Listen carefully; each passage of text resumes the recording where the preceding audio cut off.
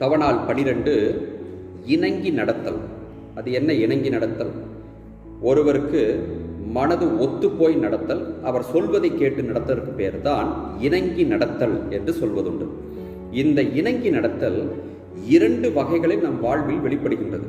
ஒன்று, ஒருவர் கட்டாயப்படுத்தி நம்மை இணங்க வைத்து நீ இப்படித்தான் நடக்க வேண்டும் என்று சொல்லி நம்மை நடக்க வைப்பது.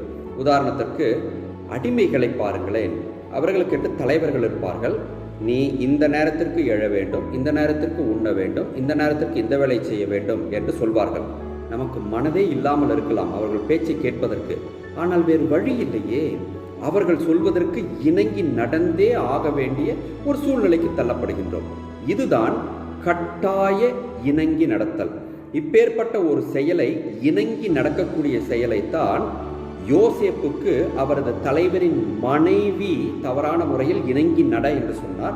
ஆனால் அவர் இணங்கி நடந்தாரா என்றால் இணங்கி நடக்கவில்லை. இன்னொரு இணங்கி நடத்தல் இருக்கிறது, மனமு வந்து இணங்கி நடத்தல். அதாவது ஒருவர் வந்து சொல்கின்றார், இதை செய்யலாமே, இப்படி செய்தால் இப்பேற்பட்ட நல்ல விளைவுகள் எல்லாம் ஏற்படும், அதனால் உனக்கு நல்ல வாழ்க்கை எதிர்காலம் உண்டு என்று சொல்கின்றார். அதே சமயத்தில் அதே மனிதர் இப்படியெல்லாம் செய்ய வேண்டாம், இப்படி செய்யும் பொழுது இதனால் எதிர் விளைவுகள் ஏற்படும், ஆகவே இதை செய்ய வேண்டாம் என்று சொல்கிறார் என்று இரண்டையுமே சொல்கிறார் என்று வைத்துக் கொள்வோமே.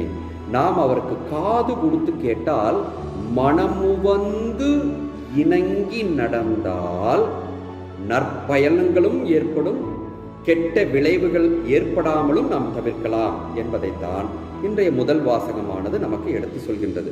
இதைத்தான் கடவுள் சொன்னார், நீ மனமுவந்து இணங்கி நடந்தால் நான் காட்டக்கூடிய நாட்டில் சென்று நீ வாழ்வாங்கு வாழ்வாய் என்று சொல்கின்றார்.